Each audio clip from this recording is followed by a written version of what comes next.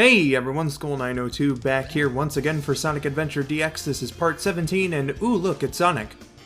That robot! I better go after Amy! Then fucking go after her, you jackass, instead of just standing around or doing levels that have nothing to do with the chase. God.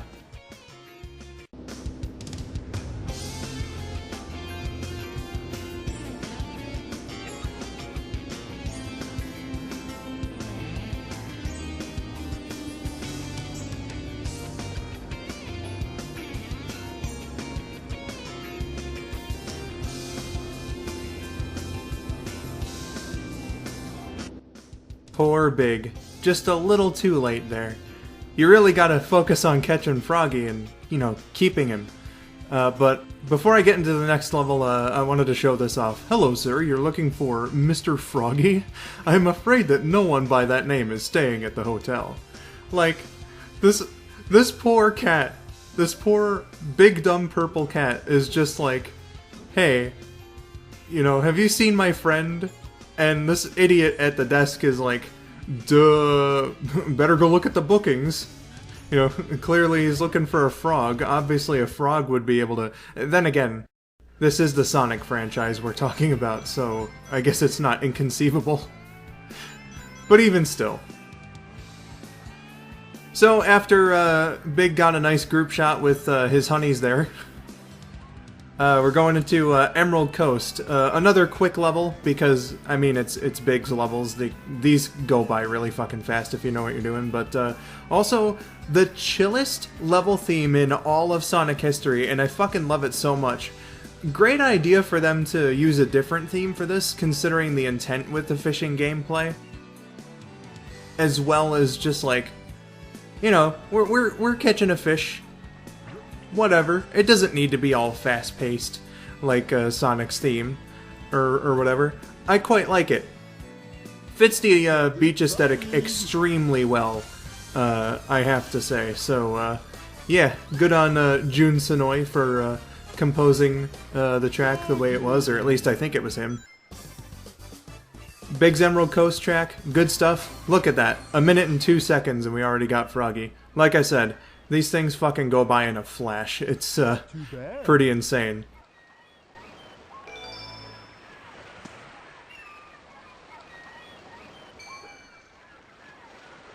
Froggy? Uh-oh. No! Hold on there! Come back, please! Give me my friend back! I'm begging you, please!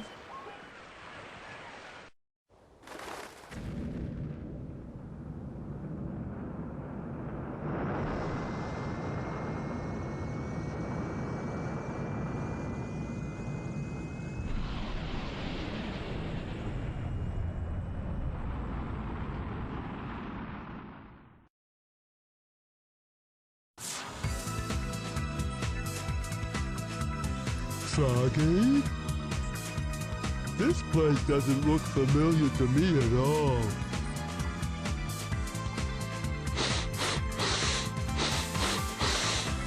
Smells like Froggy's around somewhere. Think I'll see what's behind this door.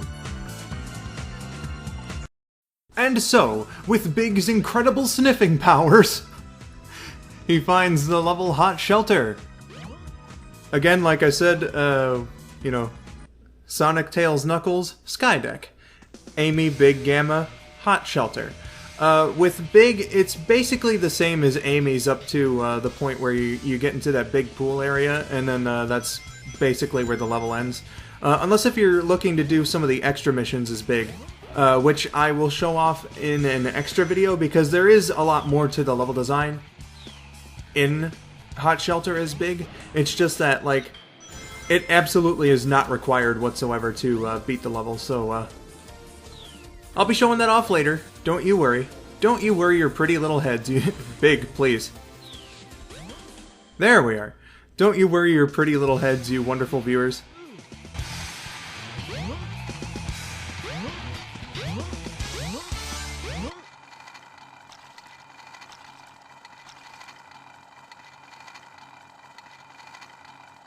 Ah, there's Froggy. Looks like he needs my help. I would fucking love to have this place as like a personal swimming pool, because I don't know, this I like the aesthetic. The lighting is really good. The architecture, it looks like a really fun place to go swimming.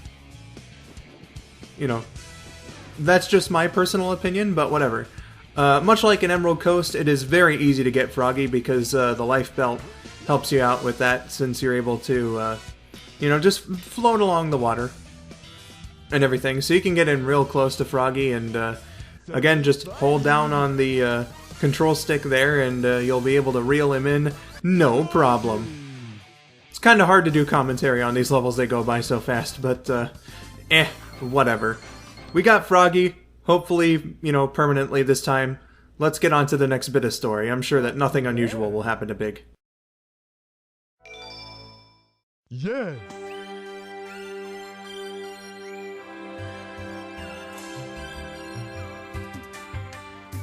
We're together again at last, huh? Huh? That's strange.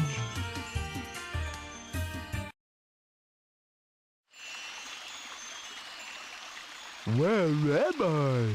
Froggy? Looks like I spoke a little too soon there. But, yeah, Big's in the fucking past.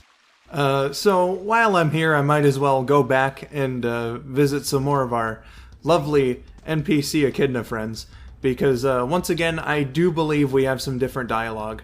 So, you know, even though it's going to be a pain in the ass since Big is so fucking slow, might as well get some more of that deep, vast echid lore, as Rabbit would say. I still fucking love that term, echid lore. But, let's see what this dude has to say. You know, if I don't keep hitting him. Chow are little jelly-like creatures. They aren't dangerous or anything, and they're so cute. Couldn't agree more, Mr. Man. So, while I'm going on to the next one, I guess I should talk a little bit more about John St. John, shouldn't I? Because I promised to talk more about him, and then I just kinda didn't last time. So, like I said, he did a voice that he didn't like. He did it as a favor for the voice director, won the audition. And I'll tell you more after talking to this guy. The chief's daughter always seems to be hanging around the altar. Perhaps she knows how to break through the sacred barrier. Sacred barrier, eh? Well, that's a bit unusual. But, anyway, John St. John. There was a bit of a misconception about, you know, his opinion on Big the Cat. He's gone on to clarify that, like, he doesn't hate the character. People thought that he hated the character specifically.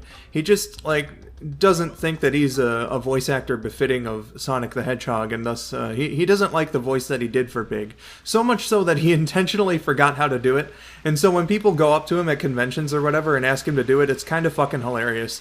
To see his new take on Big. It's pretty fucking great. But for now, let's go and meet up with Tikal. Wow.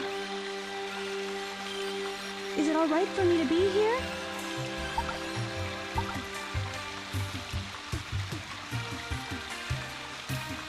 So do you trust me? So these are the 7 emeralds.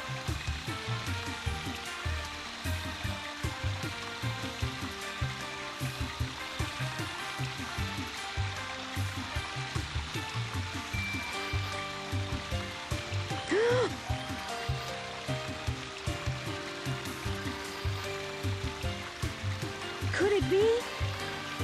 The servers are the 7 Chaos Emeralds, unified by one that is the controller. The 7 Chaos... the controller itself. Could this be the emerald that controls the 7 Chaos?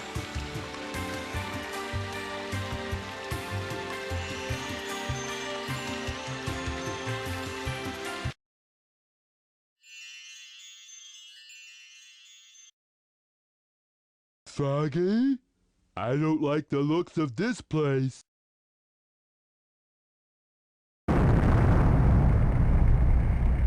If something happens now, there's no point to my rescuing you.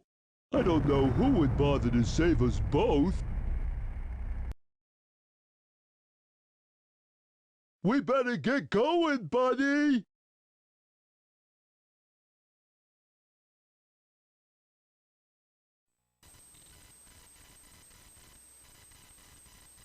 Emergency alert has been cancelled. Resuming monorail operations. What the fuck was that? Well, anyway, it's time to get the fuck off of this egg carrier, you know what I'm saying? Lickety split and all that. So, now I'm showing off the monorail, which is pretty fucking bitchin'. Cool of Eggman to, you know, put in there and whatnot, so. You know, good stuff. As a bit of a fan of trains myself, I gotta give Robotnik some mad props. I'm sure we won't be running into that thing later, I just wanted to show it off. Anyway, you know, mad props. This is also the only area in the game where you can, like, physically touch Chaos and not either deal damage or be damaged by him. So I decided to demonstrate that by jumping into his tail there. Fuck you, Chaos, you can't hurt me!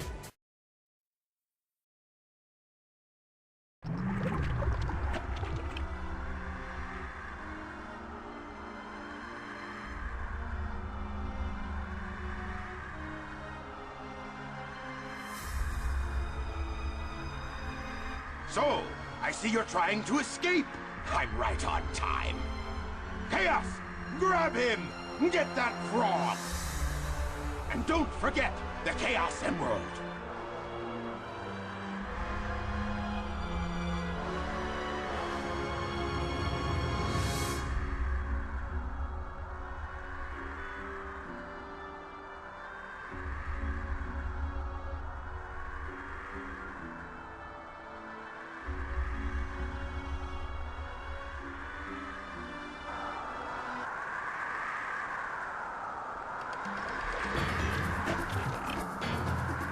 All right, and now for the frog. The frog is possessed by your tail. Once you get your tail, you'll be complete and ultra strong.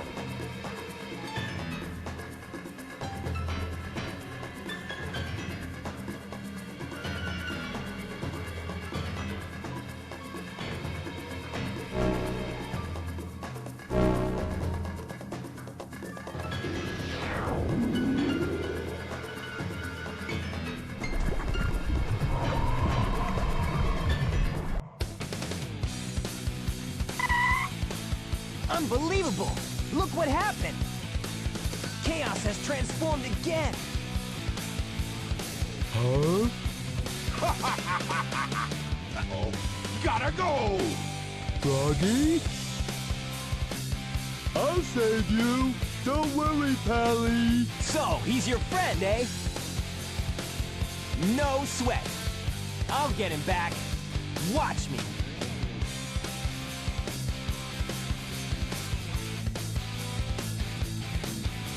Careful, Froggy! Don't worry! We'll get you back!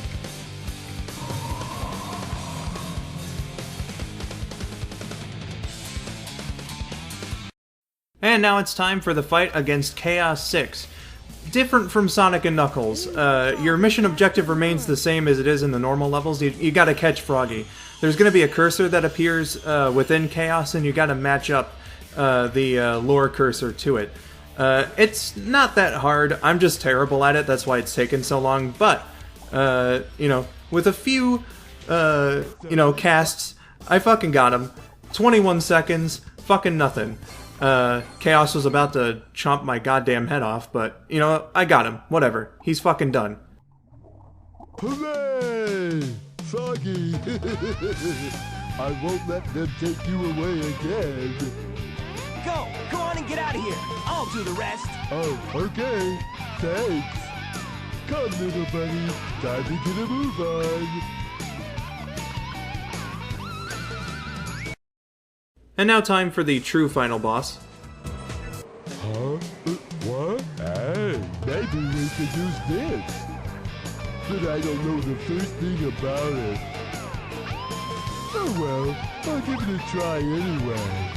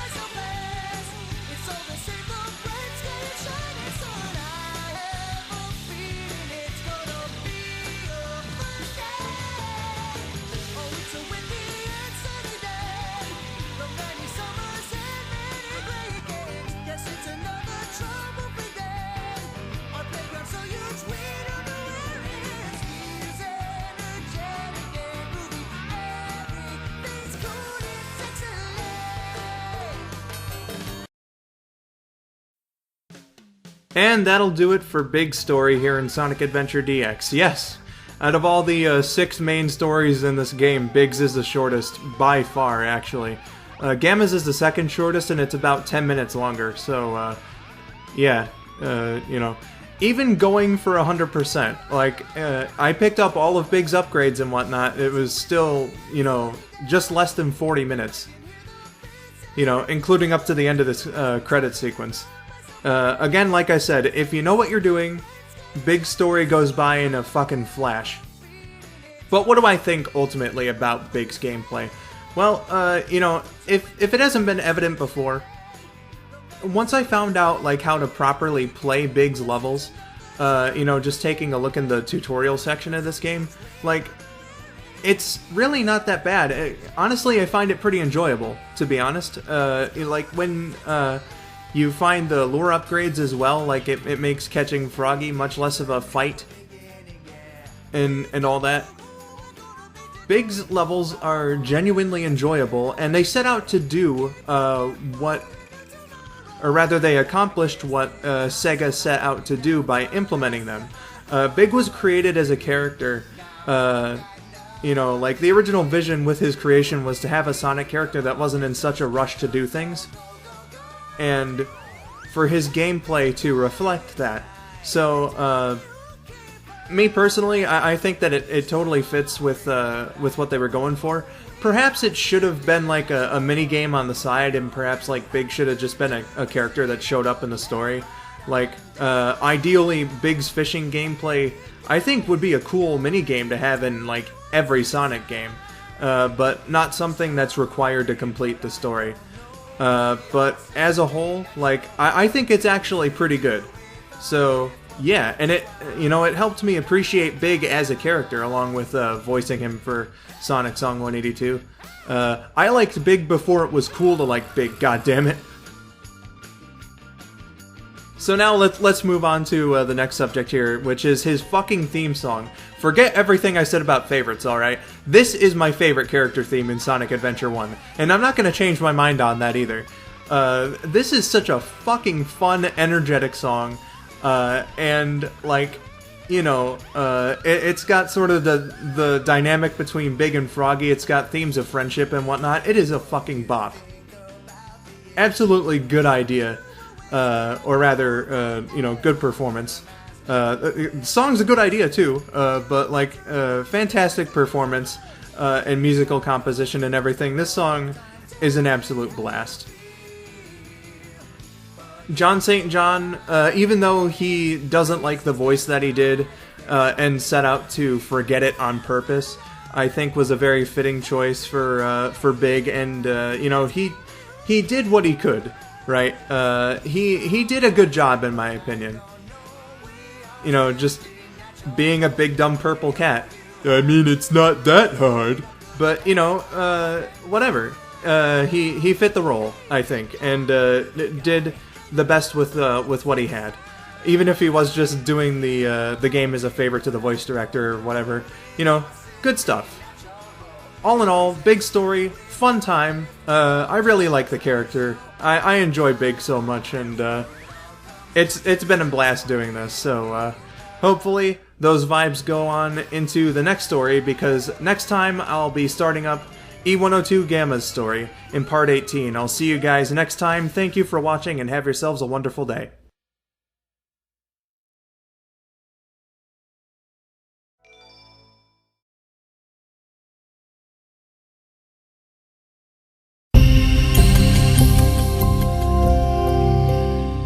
Within this jungle there lives a truly majestic creature, one whose purpose isn't clearly defined.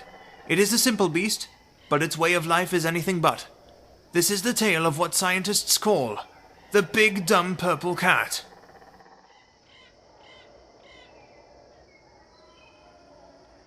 The Big Dumb Purple Cat makes its home in the jungle, but will oftentimes venture far outside its habitat.